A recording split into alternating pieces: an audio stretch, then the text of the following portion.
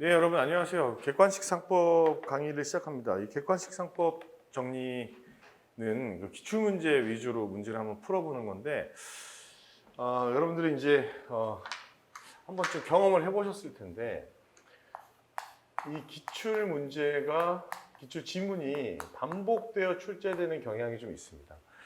생각보다 상법의 논점의 영역이 넓지 않기 때문에 중요한 논점들이 지금 매년 중복돼서 출제되다 보니까 자연스럽게 기출로 나왔던 것들이 이렇게 반복돼서 출제돼요. 물론 이제 지문 자체는 좀 변형이 있죠. 특히 이 반복돼서 출제되는 부분들은 뭐 판례인 경우도 있고요. 그리고 조문인 경우도 있는데 특히 이 판례와 관련해서는 그 표현을 좀 변형해서 물어보는 것이니까 기본적인 취지를 알면 좀 문제를 푸는데 굉장히 큰 도움이 될 겁니다. 그러니까 좀 꼼꼼하게 우리가 기출 문제를 한번 같이 보도록 하겠습니다. 자, 1번 문제 같이 볼게요. 식당을 개업하기 위해서 상가 건물을 임차하였다. 자연인이라고 이제 얘기를 하는 이유는, 이분은 이제 자연인이다 이렇게 얘기하는 이유는 이제 법인이 아니라는 것을 얘기하고 있는 거예요. 식당을 개업하기 위해 을로부터 상가 건물 임차에 내부 시설을 조성하고 상업 사용인 구인 광고를 하였다. 구인 광고를 했다는 거는 개업 준비 행위를 한 거죠. 그렇죠? 개업을 준비하면서 사람을 모은 거예요. 영업 준비에 필요한 자금을 조달하기 위해, 여기 또 이런 표현이 나오죠. 영업 준비, 그리고 이제 요 자금 조달이라는 표현이 중요합니다. 자, 이제 영업 준비 행위를 하고 있느냐는 영업 의사를 가지고 판단하는데, 특히 이렇게 자금을 조달하는 행위는 행위의 어떤 객관적 성질로 판단하기가 어려워요. 그러니까 이분이 돈을 가져가는 이유가 왜 그러느냐, 이걸 판단하기 어렵단 말이죠. 객관적 성질로는 판단하기 어렵지만, 빌려가는 사람의 이제 주관적인 의도가 인식 가능하다면 영업의사를 인정하는 거거든요. 그렇다면 상법이 적용될 수 있죠. 이 같은 사정을 잘 아는 병으로부터, 그러니까 이런 얘기를 쓰는 거예요. 사정을 잘 아는, 이런 표현을 쓰는 겁니다. 뭐 이런 질문은 굉장히 자주 나왔던 거예요. 이게 지금 8회 문제인데 그 전에도 몇 번 출제됐습니다. 인식 가능하다 이런 얘기를 하는 거예요. 500만 원을 차용하였다. 그 갑은 식당을 개업하였다. 이제 영업을 시작하는 거죠. 옳은 것을 모두 골라봅시다. 자, 갑이 상가 건물을 임차하는 시점에 갑을 상인으로 볼 수 있다라고 되어 있는데, 지금 이 사람이 식당을 하기 위해서 상가 건물을 빌리는 거잖아요. 상가 건물을 빌린다는 것은 객관적으로 인식 가능한 거예요. 그렇죠? 영업 의사가 있는 거지. 이제 객관적으로 인식 가능한 상황인 거잖아요. 상가 건물을 빌린다는 거. 상가 건물을 왜 빌려? 거기서 뭐 먹고 살려고 하는 건 아니잖아요. 장사를 하려고 하는 거기 때문에 영업의사가 인정이 되기 때문에 볼 수 있다. 그러면 이제 맞는 거예요. 자, 맞는 지문이 되겠죠? 행위의 객관적인 성질로 비추어 볼 때 영업의사가 인정된다. 니은 지문 볼게요. 갑이 식당 영업을 위해 상가 건물을 임차하는 것을 을이 알면서 임대하는 경우에는 영업으로 임대 행위를 하지 않았어도 을은 상인이 된다라고 되어 있는데, 자, 을은 상법이 적용되긴 하지만, 그러니까 일방적 상인이니까 상법이 적용되긴 하지만 상인으로 보기는 어려워요. 왜냐하면 그러니까 이제 갑과 을 간의 거래에 있어서 갑에게는 영업의사가 인정되잖아요. 그러니까 갑한테 상인이가 되는 것은 맞고, 그러면 일방적 상인이니까 둘 간의 거래에 상법이 적용되는 건 맞단 말이에요. 그런데 갑이 이 사람이 영업 때문에 빌린다는 것을 알고 있어요. 그런데 영업으로 하지 않았다. 그럼 이 사람은 영업성은 인정이 안 되는 거거든요. 그러니까 지금 이 거래에 상법이 적용되느냐를 묻는 게 아니라 을이 상인이냐 아니냐는 거야. 그렇죠? 그런데 영업성이 영업으로 임대행위를 하지 않았다라고 되었으니까 얘는 상인이 된다고 보기는 어려운 거예요. 그렇죠? 니은은 틀렸고. 자, 병이 갑에 대해서 가지는 500만 원의 대여금 적금. 잘하는 친구가 빌려준 거잖아요. 민사 채권으로서. 아니지. 이 사람은 영업 의사가 그러니까 영업을 위해서 준비 행위를 하고 있다는 것을 알면서 돈을 빌려줬잖아요. 그러니까 돈을 빌리는 사람한테는 대여금 채권, 보조적. 돈을 빌리는 거는 영업을 위해서 빌리니까 보조적 채권이 되거든요. 그렇죠? 보조적 상행위가 되기 때문에 민사채권이 아니라 이거는 민사채권이 아니라 이건 이제 상사채권이 되는 것이고 상사채권이 된다면 소멸시효가 10년은 아니잖아요. 이제 5년이 되는 거죠. 5년. 자, 그다음 갑이 자본금의 900만 원으로서 자 900만 원이라고 이제 얘기를 하는 것은 이 사람은 뭐라고 얘기하는 거예요? 소상인이라고 얘기하는 거예요. 소상인한테 적용되지 않는 규정들이 있거든요. 음식점 영업을 하는 경우에 상법에 상호에 관련된 규정이 적용되지 않는다. 이건 이제 맞는 표현이란 말이에요. 규정이 적용되지 않는다. 근데 이 표현을 조심해야 되는 게 자. 적용이 안 된다는 건 이제 상호를 쓸 수 없다는 표현이 아니라 상호를 쓴다고 하더라도 상법상 이 상호권에 관련된 보호를 못 받는다는 거죠. 그렇죠?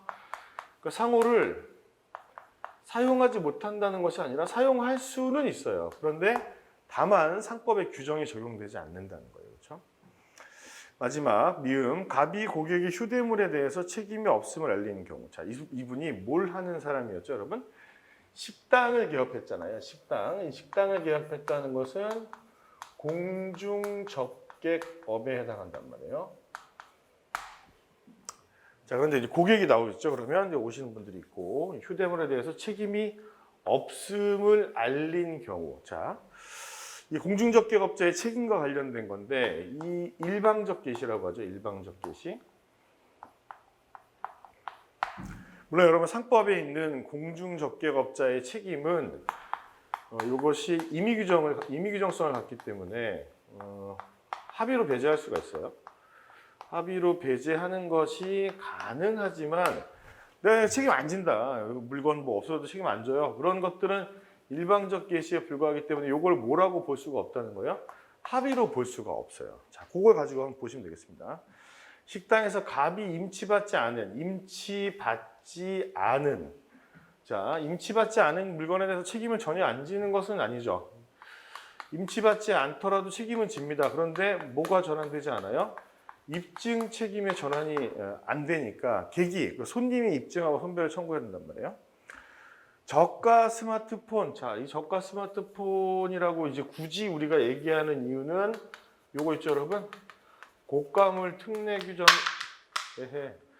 자, 고가물 특례 규정이 적용되지 않는다 이 얘기를 하고 싶어서 그러는 겁니다. 갑의 사욕이 돼 과실로, 자 그러면 입증 책임이 전환되지 않지만 이 업주 쪽에 책임이 있는 거기 때문에 이걸로 손해가 생겼다면 갑의 손해를 배상할 책임이 있죠. 물론 입증 책임이 전환되지 않아서 주의 의무를 다했다는 것을 얘네가 입증해야 되는 상황은 아니지만요. 책임이 있다. 그러니까 이거는 맞는 지문이 되겠습니다. 자, 다음 문제로 넘어가도록 할게요. 아이고. 자, 실판 지우개가.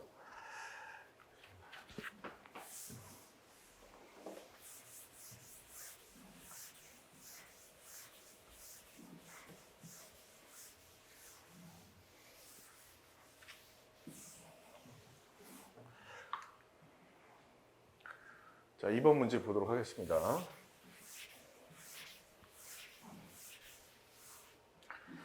다수 당사자 채권 채무 관계니까 이제 부진정 연대 채무 보증 뭐 이런 것들 한번 풀어볼게요. 갑과 을이 갑에게만 상해가 되는 하나의 행위로 인하여 자, 갑에게만 상해가 된다.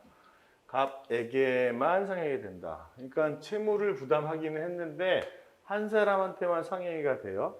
근데 그때도 합의하지 않았지만 이게 다시 당연히 연대 책임이냐? 그게 핵심이거든요. 자, 이 1번과 관련해서는 요 얘기입니다.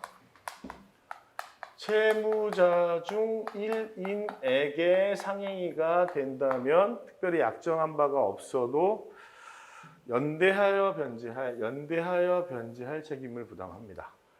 자, 2번 볼게요. 하나의 행위로 갑과 을 모두에게 상행위로 인한 채무가 되지는 않지만 채권자인 병에게는 그러니까 채무자한테는 상행위가 안 되는 거예요. 그런데 채권자인 병에게는 상행위로 인한 채권이 된다면 얘네가 공동으로 지는 채무는 특약이 없는 한 균등한 비율로 분할한 채무를 부담한다. 그러니까 1번이 적용되지 않느냐는 질문인데 그러니까 2번 질문은 채권자 채무자에게만 되는 거예요. 채무자한테는 상해가 안 되고, 그러면 연대채무 아니거든요. 그러면 분할채무를 부담한다는 지문은 이제 맞는 지문이 되는 거예요. 적용이 안 되는 거지. 그다음 3번 전문 보증기관인 주식회사 갑이. 자, 일단 주식회사 갑이라고 하는 거는 회사니까 당연히 이제 상인이 될 거예요. 영업으로 보증을 했대잖아. 그러니까 이 양반한테는 상행위가 되는 거죠. 자, 주채무가 상행위로 인한 것이 아닌 경우에도, 보증만 상행위로 인한 거고 주채무는 상행위로 인한 것이 아니야. 그렇다고 하더라도 연대 보증이라고 보는 것이 상법의 태도예요. 3번은 주채무 또는입니다. 또는. 그러니까 보증이 방향은 상관없어. 누구한테, 이게 중요한 거죠. 방향 관계없이.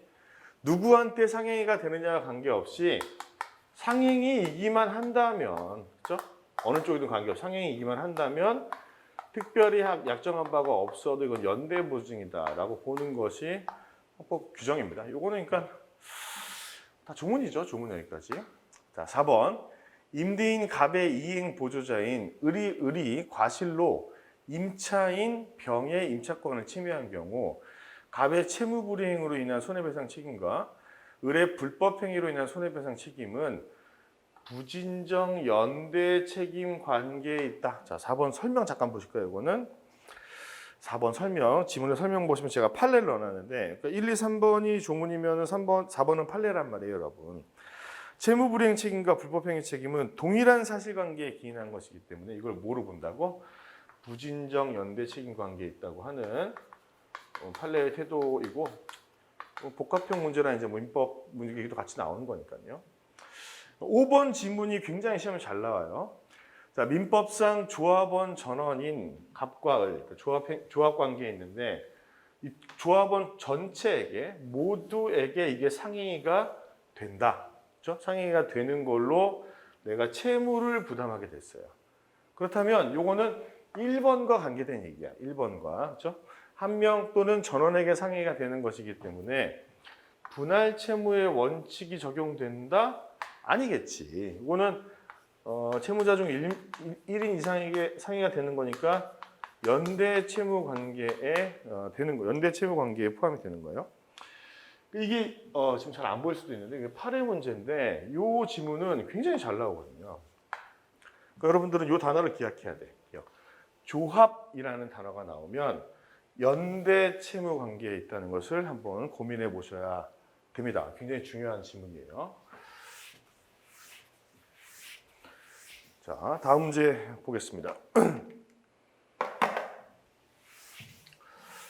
자, 이게 아까 우리가 지금 논점에 따라 이제 기출 문제를 배열을 해놓은 것이기 때문에 중복되는 얘기들이 나온단 말이에요. 그러면 여러분들이 이 얘기들이 자주 시험에 나오는구나.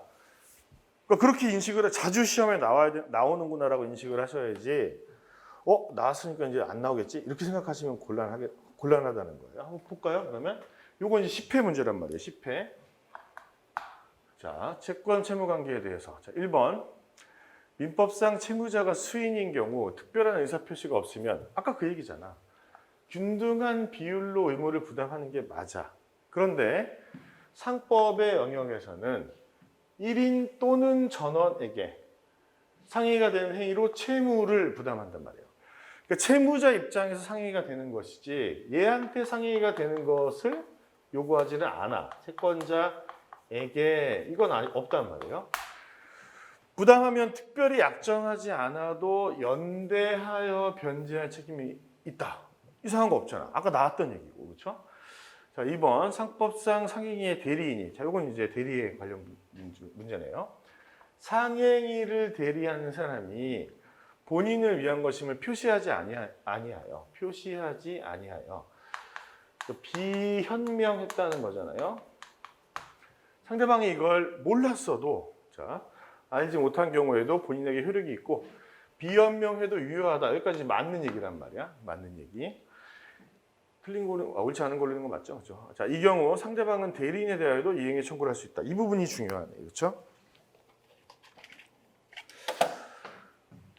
대리인에 대해서도야. 그러니까 유효하기 때문에 본인에게 책임을 물을 수 있는 것, 계약의 유효성을 주장할 수 있는 건 마찬가지고 대리인에 대하여도 이행의 청구를 할 수가 있다. 그러니까 비현명하면은 내가 누구를 위해서 대리행위를 한다는 걸 내가 모르잖아요. 그러니까 이 거래 상대방 비현명의 의사표시를 받는 이 사람은 대리인에 대해서도 책임을 물을 수 있다. 둘 다 책임이 있는 거죠. 그러니까 둘 다 계약상 책임을 부담하게 되는 겁니다. 책임만 부담하는 것이지 이행의 책임만 부담하는 것이지 이 대리인이 이 거래의 당사자가 된다고 보기는 어려워. 이것도 중요한 얘기가 되겠습니다. 맞는 얘기죠? 자, 그다음 3번 보겠습니다. 민법상 보수 없이 임치를 받은 자와 상법상 자신의 영업 범위 내에서 보수를 받지 아니하고 임치를 받은 상인은 임치물을 선량한 관리자의 주의로 보관하여야 한다. 네, 자 민법상 임치를 받은 사람, 얘는 보수 없이, 자, 민법에서는 보수가 없이 물건의 보관을 맡은 사람과 그리고 얘도 상법에서도 보수를 받지 않은 사람이 둘 다 선관주의무를 부담하냐. 자, 상법의 경우에는 맞는 얘기예요. 그렇죠? 근데 여러분 더 잘 아실 텐데 민법의 경우에는 보수 없이 임치를 받은 경우 선량한 관리자의 주의무를 부담하지 않잖아요. 그렇죠? 자기 재산과 동일한 주의무를 부담하니까 틀렸고. 4번 보실까요? 자, 돈을 빌리고 주고받았다. 금전소비대차 계약이 있음을 주장하면서 약정 이자의 지급을 구하는 청구. 요거 이제 판례인데 중요한 판례입니다. 약정 이자가 있었나 보죠. 자, 약정 이자율이 인정되지 않더라도 자, 이자율이 인정이 안 돼. 자, 요거 이제 뭐 받아들여지지 않았다고 하더라도 우리는 상법의 영역에서는 금전소비대차는 특별히 약정한 바가 없어도 당연히 상사채권의 경우에는 이자가 인정이 된단 말이에요. 그러니까 그거는 인정이 안 돼도 법정 이자에 그러니까 내가 이제 달라고 하는 이자율보다 좀 낮다고 하더라도 그게 받아들여지지 않는다고 하더라도 적어도 법정 이자의 지급을 내가 특별히 얘기하지 않았어도 그 취지가 포함되어 있다고 보는 것이 판례의 태도예요. 이것도 비교적 최신 판례로서 굉장히 중요한 얘기다. 맞는 얘기죠. 그러니까 아까 답은 벌써 3번이었으니까. 그다음 5번 54조의 상사법정 이율은 상해인으로 인한 채무나 이와 동일성을 가진 채, 이게 되게 중요해. 상사채권은 당연히 상사법정 이율에 적용되겠지. 근데 여기와 동일성을 가지는 채무에 대해서 적용된다. 여기서 말하는 동일성을 가진 채무라는 것이 설명을 볼까요? 그냥 적지 말고 저 설명을 보시면은 네, 동일성을 가진 채무에 대해서 적용되는 것이고 5번에 보세요. 5번. 자, 그러니까 두 번째 줄에 보시면 요거 채무 불이행 손배책 그리고 뭐 원상 회복 이런 애들은 똑같이 상사법정 이율, 뭐 상사소멸시효도 마찬가지고 적용된단 말이에요. 그런데 부당이득에 대해서는 조금 얘기가 달라진다. 그리고 여기 나온 지문, 상행위가 아닌 불법행위로 인한 불법행위로 인한 손해배상 채무에 대해서는 얘기가 적용되지 않는다고 보는 것이 판례의 태도예요. 이 동일성을 가진 채무라고 보지 않는 거죠. 근데 다만 여러분 요거 채무 불이행에 따른 손배책은 상사법정 이율에 적용이 돼요. 근데 얘는 그렇지 않다는 거, 불법 행위의 경우에는 그렇지 않다는 것도 꼭 기억해 두시면 좋을 것 같습니다. 그렇게 어려운 문제로 보이지는 않죠. 그리고 이게 지문 전체, 예를 들어서 5번에 대한 얘기를 내가 잘 몰랐다. 4번 판례를 아직 못 봤다고 하더라도 정답에 해당하는 이 3번 지문이 굉장히 분명하게 틀렸기 때문에 어려운 문제로, 난이도로 봤을 때 어려운 문제로 보기는 어렵다는 거예요. 그 다음 네 번째 문제를 한번 풀어볼까요? 자, 이 상업 보조를 하시는 분들이 있어요. 상해인을 보조하시는 분들이 있는데 이 친구들이거든요. 대리상, 중개인, 위탁, 매매인. 자, 얘네들이 나올 때는 얘랑 얘를 묶어서 좀 공부를 하시면 편하다는 겁니다. 그렇죠? 한번 볼게요. 대리상은 일정한 상인의 영업을 보조한다는 점에서 중개인과 구별된다. 여기서 중요한 단어는 일정한 상인이에요. 그러니까 대리상은 내가 누구를 위해서 일한다는 게 정해져 있어요. 그런데 이 중개인 그리고 이 위탁 매매인의 경우에는 그렇지 않아요. 얘네들은 뭡니까? 일정한 상인이 아니라 불특정 다수를 위해서 일합니다. 그 점이 다르죠. 그죠? 자, 2번 볼게요. 1번 거 맞는 거죠?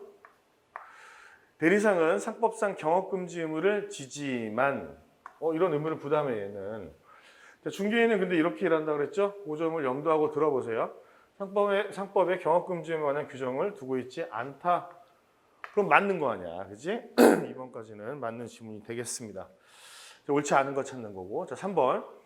대리상은 본인, 나한테 대리권 준 사람이 있죠? 이 대리권 준 사람의 영업 부류에 속한, 그러니까 이분의 영업 부류에 속한 거래를 보조하는 거예요. 내가 수여받은 권한에 따라서. 근데 중개인과 위탁 매매인은 그에 한정되지 않는다. 그러니까 이 사람을 위해서 하는 것이 아니라 어떤 행위를 중개할지 모르잖아요. 그렇죠? 근데 물론 위탁 매매인은 매매 행위를 하는 사람이죠. 기본적으로. 뭐 그렇다고 하더라도 이 본인의 영업 부류에 속한 일만을 하지는 않잖아요. 않는다. 맞는 얘기가 되겠죠. 이것도. 4번. 대리상의 본인은 반드시 상인이어야 하지만 이거 맞아. 그러니까 여기 보시면은 일정한 상인의 영업을 보조한다고 되어 있으니까 대리권을 주는 본인은 반드시 상인이어야 되는 게 맞단 말이야. 그런데 이 위탁 매매에 있어서 위탁 매매인은 상인이거든. 상행이 하나의 유형이기 때문에 그래. 근데 여기 위탁을 하는 사람은 반드시 상인일 필요는 없어요. 맞는 얘기입니다. 물론 요 얘기 있죠, 여러분. 상인인 위탁자가 매수를 위탁, 뭐 사달라고 부탁했을 때는 특별한 일이 일어납니다. 예컨대 요거 있죠? 상사 매매에 관련된 규정들이 준용돼요. 안 되던 것들이 그런 것들이 특이한 거죠, 그죠? 자, 5번 볼게요. 대리상, 중개인, 위탁 매매인은 모두 특별 상사 유치권을 행사할 수 있다. 자, 여기서 이제 조심을 하셔야 되는데 이 특별 상사 유치권이 일반 상사 유치권이랑 다른 거잖아요. 근데 일반 상사 유치권과 다른 유치권을 행사할 수 있는 얘가 있고 얘가 그 다음에 얘의 유치권에 관련된 규정을 여기다가 준용해. 그러니까 얘가 행사하는 유치권의 내용은 같아요. 그 내용은 뒤에서 보겠지만 중개인의 경우에는 관련 규정이 없어요. 유치권에 대한 관련 규정이 없습니다. 얘가 빠진다. 그러니까 5번이 틀린 지문이 된다. 또 어렵다고 해야 되나요? 그러니까 이거는 글쎄요.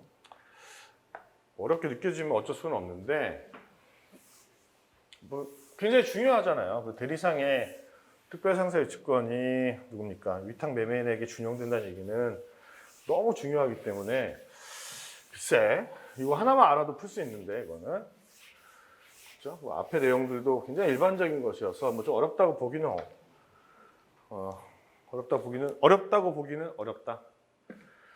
자, 그다음 부분적 포괄 대리권을 가지는 상업 사용에 관한 설명입니다. 판례도 나오는 모양이고 이게 11회 문제니까 비교적 최신 문제다. 자, 일반적으로 특정된 건설 현장에서 시공과 관련된 업무만을 담당한다.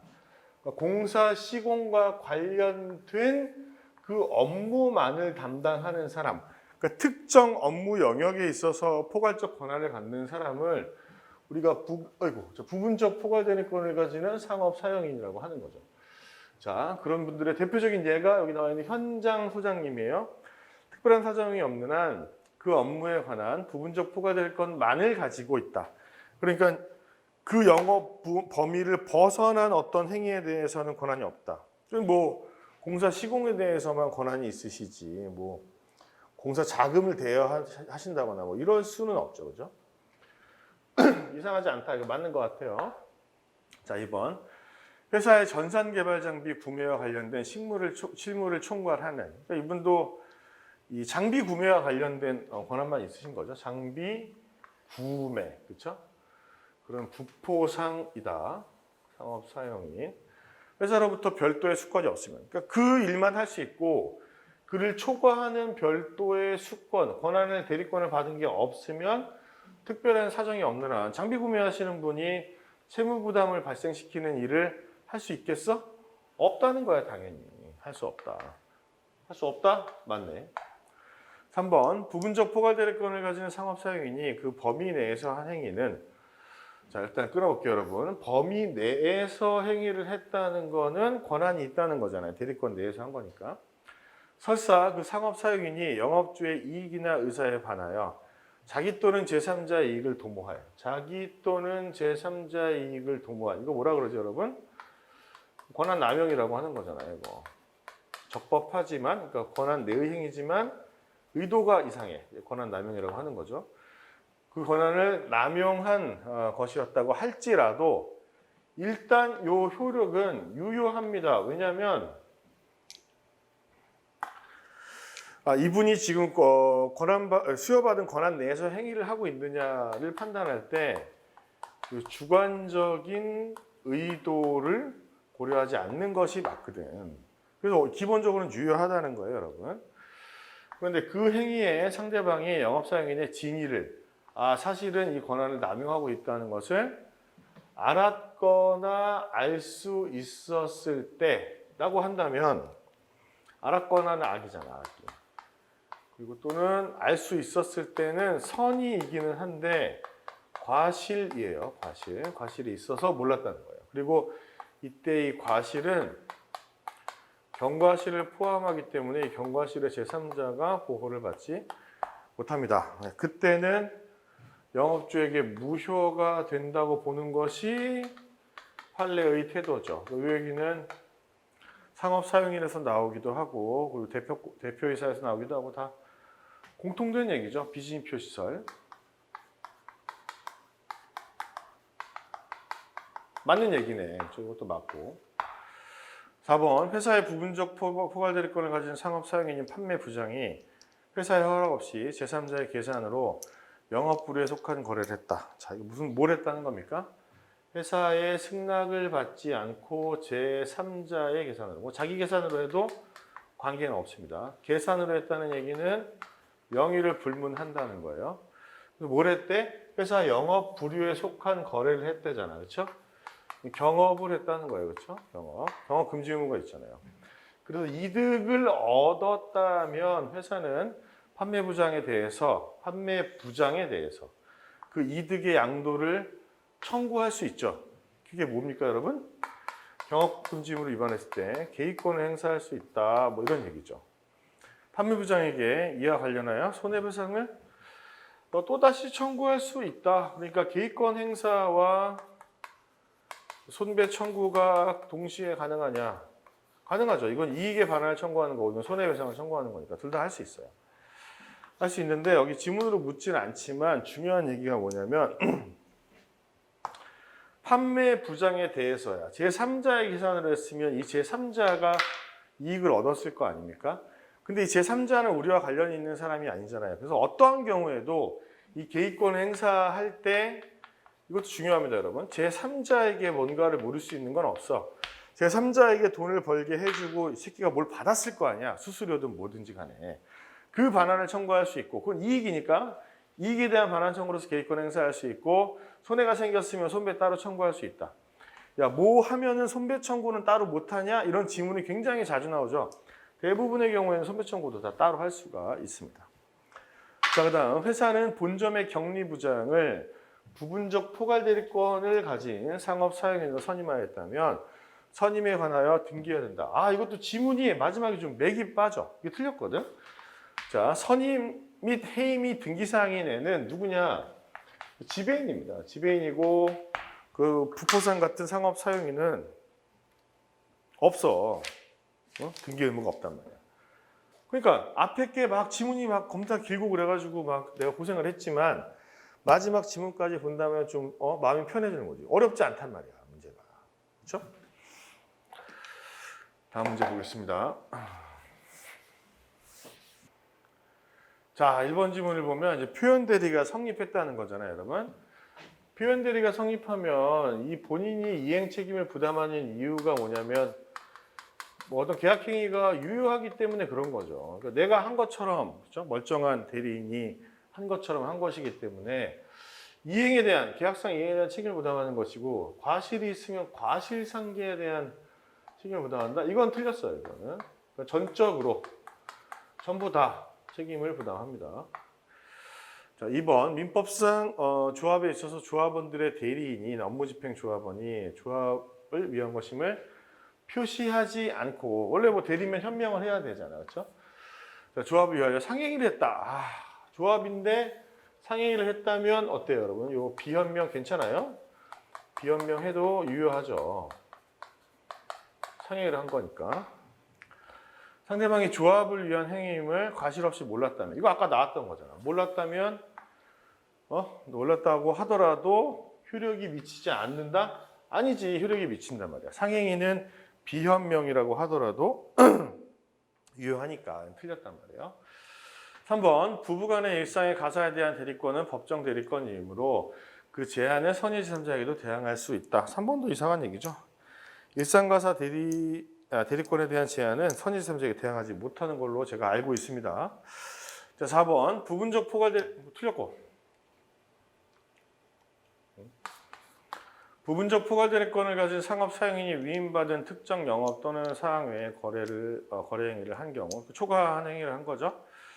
행위의 상대방이 상업 사용인의 권한이 있다고 믿을 만한 이게 중요한 표현이죠. 정당한 이유가 있다면 책임이 있다. 그러니까 얘도 이제 중요한 지문인데 이 4번과 관련해서 우선 알아야 될 건 뭐냐면 부분적 포괄대리권을 가지는 이 상업 사용인에게는 우리가 알고 있는 표현 지배인 관련된 규정이 준용되지 않아요. 만약에 표현 관련된 지배인 규정이 준용된다면 외관의 존재, 외관의 부여, 외관의 이제 신뢰와 관련해서 선의의 제3자가 보호받는 거잖아. 그러면 이제 무중과실이면 되는 거거든요. 그런데 이게 적용이 안 되기 때문에 그럼 얘한테 뭐가 적용되는 거냐? 대신에 일반법인 민법에 따라서 표현 대리 관련된 규정이 적용되는 거거든요. 그러니까 이 정당한 이유가 있어야 책임을 진다. 이거는 맞는 얘기가 되겠습니다. 그러니까 이것도 마찬가지죠. 앞에 뭐 민법 문제도 있기는 하지만 이 4번에 해당하는 요게 판례죠. 판례. 표현 지배인 규정이 적용되지 않는다는 얘기. 이 얘기를 알고 있다면 좀 손쉽게 풀 수 있는 문제란 말이에요. 저 5번 주주의 대리인의 의결권의 행사에 대한 대리권을 증명하는 서면 위임장이요. 위임장. 주주총회에 제출한다면 회사는 그 총회의 개최가 방해될 염려가 있는 등의 특별한 사정이 있어도 아니지. 그런 특별한 사정이 있으면 거절할 수 있어. 위임장을 가져오긴 했는데 내가 300주가 있고 뭐 300명한테 위임해가지고 건달 300명을 데리고 주총장에 들어오고 그런 거는 총회 질서를 교란할 목적이 있는 것이 매우 명백해 보이잖아요. 그런 경우에는 이 대리 행사를 거절해도 위법하지 않습니다. 그거는 그 판례가 있죠. 자, 다음 문제 보겠습니다. 자, 7번 이제 상호네요. 상호. 자, 민법상 조합은 여기 이제 1회 문제거든. 1회 문제인데 1회 문제를 보면은 조금 지금에 비해서는 좀 문제가 쉬워요. 한번 볼까요? 민법상 조합은 상호의 회사임을 표시하는 문자를 사용하지 못한다. 민법상 조합이잖아. 근데 회사가 아니잖아. 회사라는 문자를 사용하지 못해. 회사가 아니면은 못한다. 아, 틀린 게 아니라 맞는 거죠. 그러니까 못한다.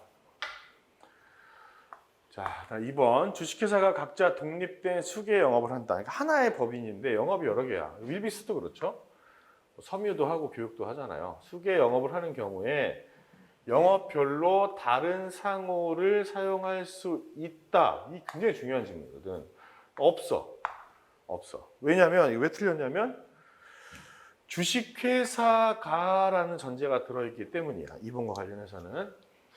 그러니까 회사가 아니라 법인이 아니라 개인 기업의 경우에는 영업이 여러 개면 수개의 상호를 사용하는 것이 가능합니다. 가능한데 회사는 안 된다 이 말이야. 회사는 이 상호가 유일한 명칭에 해당하기 때문에 안 돼. 회사는. 틀렸어요. 이거 되게 중요해요, 이 질문. 3번 주식회사 유한회사는 설립 전에 가등기를 신청할 수 있다. 그렇죠? 있습니다. 이 설립과 관련해서 가등기를 신청할 수 있는 회사가 이 주식회사와 유한회사입니다. 그런데 지금 상법이 개정돼서 누구지? 유한 책임회사도 이제 가능하거든요. 근데 지문 자체는 틀린 표현이 아니잖아. 일단 옛날 문제이긴 한데. 4번 부정 목적으로 타인의 영업으로 오인될 수 있는 상호를 사용하는 자가 있는 경우. 자, 여기서 중요한 단어는 뭐냐면 키워드 한번 볼까? 자, 부정 목적 그리고 오인 가능한 상호야. 오인될 수 있는 상호를 사용하는 자가 있는 경우 상호 사용으로 인해서 손해의 염려가 있는 자, 피해를 받는 사람이죠. 이 사람이 폐지를 청구할 수 있죠. 당연히 상호 전용권 중에 하나란 말이에요. 폐지 청구가. 있으며 이는 손해배상 청구에 영향을 미치지 않는다. 이런 유형 문제 많다 그랬죠. 야, 이거 하면은 손배 청구를 못 하는 거 아니냐? 아니지. 영향을 미치지 않는다니까 이것도 할 수 있다는 거니까 맞는 질문이 돼요. 자, 5번 양도인의 상호를 계속 사용하는 영업 양수인이 상호 속용에 대한 얘기란 말이에요. 5번은 계속 사용했다는 얘기는 상호를 속용했다 이런 얘기가 됩니다. 영업을 양도받은 후 지체 없이 양도인에 대한 채무에 대한 책임이 없음을 등기한 경우. 자, 지체 없이 등기를 했다면, 그러니까 공시했다는 거죠.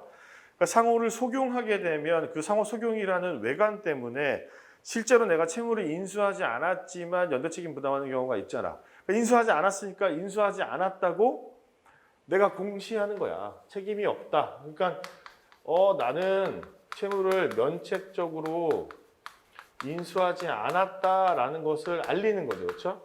양수인은 양도인의 영업으로 인한 제3자의 채권에 대하여 변제할 책임이 없다. 자, 등기로 책임을 빠져나갈 수도 있어요. 설명에 5번 보실까요? 12페이지 5번을 보시면은 등기한 경우도 있고 두 번째 줄에 보시면 이것도 기억하셔야 돼요. 세 번째 줄이네.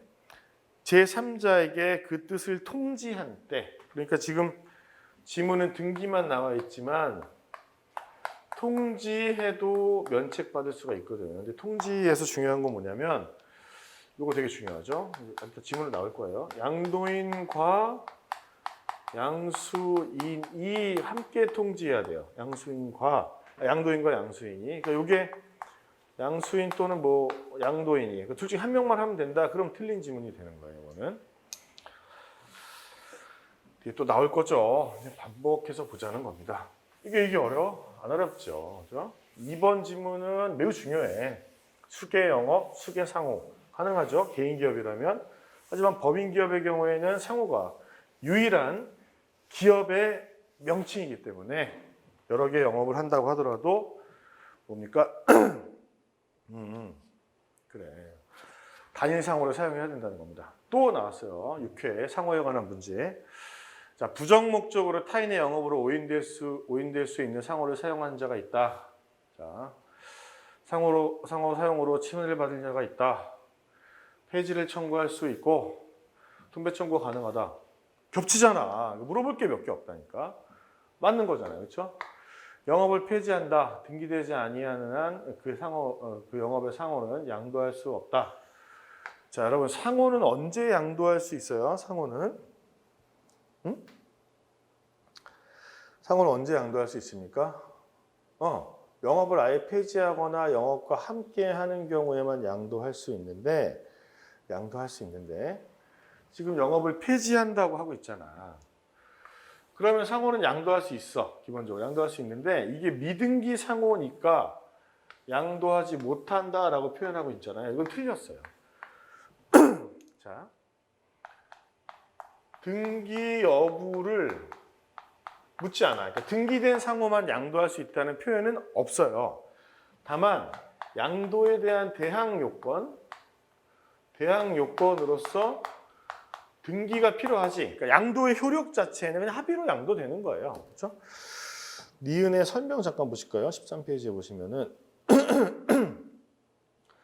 자, 두 번째 줄에 보시면 다만 상호를 양도하는 경우 이를 등기하지 않으면 제3자에게 대항하지 못한다. 여기서 잠깐 제3자 동그라미 쳐봐. 제3자 두 번째 줄 일단 제3자에게 대항하지 못한다 할 때 제3자는 앞에 선이라는 표현이 없으니까 선, 악의를 불문하고 대항하지 못한다는 그런 얘기예요. 그런데 잠깐만, 중요한 건 뭐냐면 양도를 할 수 있느냐 없느냐, 그러니까 대항 요건을 갖추고 있느냐가 없느냐가 아니라 양도를 할 수 있냐 없냐는 등기 여부랑 무관하다는 거예요. 무관하다. 그다음 디귿 지금 볼까요? 그래서 또 나왔잖아 이거. 아이 참. 자, 회사 나왔고 수개의 독립된 영업을 하고 있어. 영업별로 다른 상호를 사용할 수 없다. 이건 맞는 거지, 그지? 설명 또 안 해도 되잖아요. 자, 그다음 상호와 목적을 회사가 변경하고자 할 때 가등기를 신청할 수 있거든. 근데 아까 비교해야 되는 거는 회사를 설립할 때 가등기는 아까 회사 종류에 대한 제한이 있었잖아요. 그런데 정관상 상호와 목적을 변경할 때는 제한이 없습니다. 그러니까 상법상 모든 회사가 다 가능하다.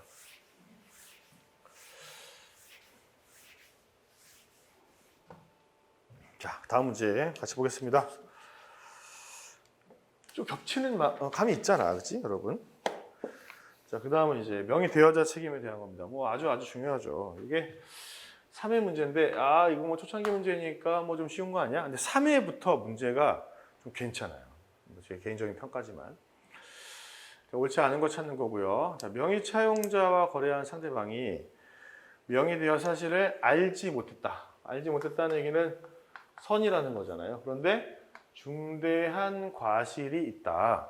중과실이 있으면 여러분, 이건 악의야, 악의. 악의라는 것은 보호를 못 받는다는 그런 얘기가 되겠습니다. 책임을 지지 않는데, 그러네. 자, 근데 이때 거래 상대방이 명의대여 사실을 알았거나 알지 못한 데 중대한 과실이 있다. 쉽게 알았어요. 아니면 몰랐지만 중과실이 있습니다. 그런 것을 주장하는 사람은 책임을 지고 싶지 않은 명의대여자가 부담하는 것이 맞죠. 이거는 조문했 얘기가 아니니까 이건 판례란 말이야. 관련된 판례가 있으니까 문제가 나왔겠죠. 자, 영업을 임대함으로써 자기 상호를 관리해야 될 의무가 있는 자는, 자, 영업을 빌려줬어요. 그런데 영업을 빌려줬어. 영업을 임대했어. 판 건 아니고 양도는 아니고 임대만 했어요. 상호를 관리해야 될 의무가 있어. 자, 이런 사람은 영업의 임차인, 빌려간 사람이 자신의 상호를 그 영업에 사용하고 있다는 것을 알면서 묵인한 경우. 자, 2번이죠, 2번. 자, 2번은 명의를 대여했기 때문에 명의대여자가 책임을 부담하는 거거든요. 근데 귀책사유에 대한 것인데, 여기서 말하는 대여라는 것은 명시적으로 야, 내 이름 써 하는 거는 당연히 포함되겠죠. 그죠? 말 안 해도 되잖아요. 근데 묵시적으로 사용하고 있는 것을, 이게 되게 중요합니다. 알면서 방치한 경우, 뭐 적극적인 행위를 안 해. 거기에 대해서도 외광법리에 따른 책임을 부담하느냐? 대부분 그렇지. 대부분 묵시적인 경우에도 책임이 인정이 됩니다.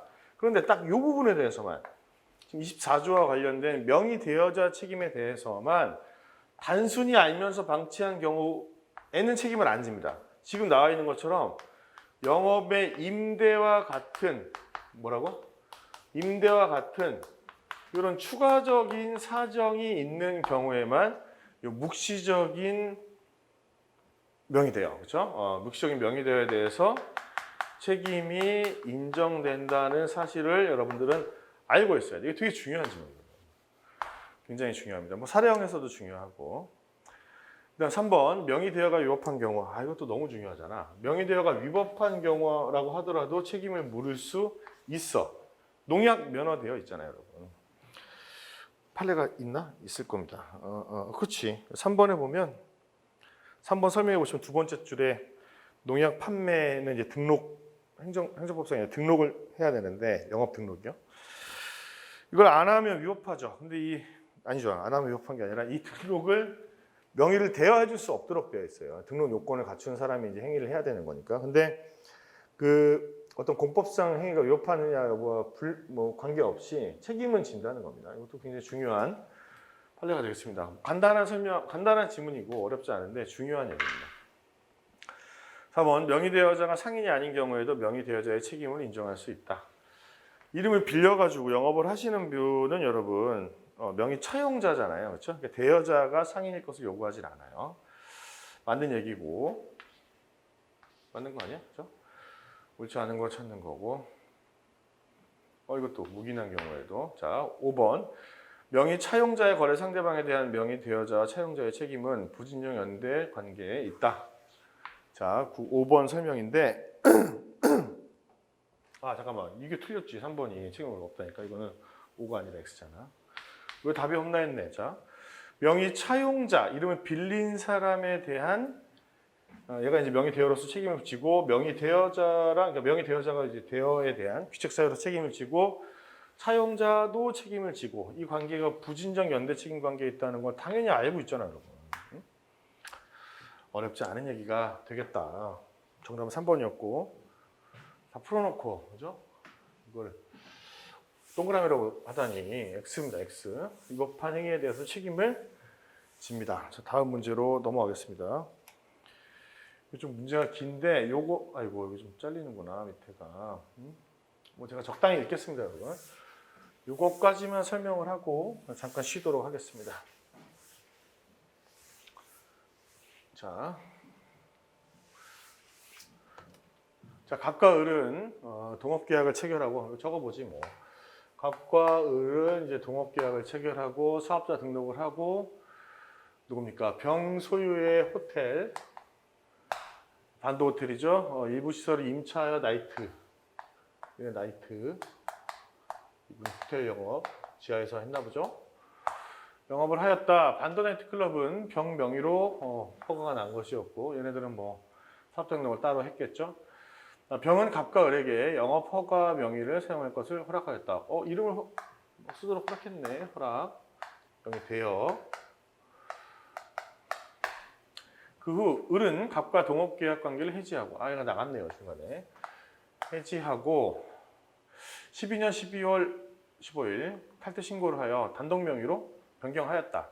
근데 이게 별로 안 중요해. 그러니까 둘이 했다가 단독으로 바뀌었잖아요. 근데 사람들은 계속 오인할 여지가 있거든. 그래서 문제를 보겠습니다. 갑은 단독으로 나이트클럽을 하다가 거래관계에 있던 사람으로부터, 정으로부터 외상으로 공급받은 주류대금을 지급하지 않은 상태에서 영업이 끝났어. 그래요? 그죠? 무가 시설을 임대받아. 이런 단어 좀 중요한 겁니다. 시설을 임대받아 같은 업적으로 운영하고 있다. 영업을 양도한 것으로 볼 수 있느냐? 그렇게 보기는 좀 어렵겠죠. 그래서 보겠습니다. 동업관계가 종결된 이후에도 갑이 반도 나이트클럽이라는 상호를 계속 사용하는 것에 대해서 우리 아무런 이의를 제기하지 않았고 그렇다는 얘기는 얘도 귀책 사유가 있을 수 있다는 거예요.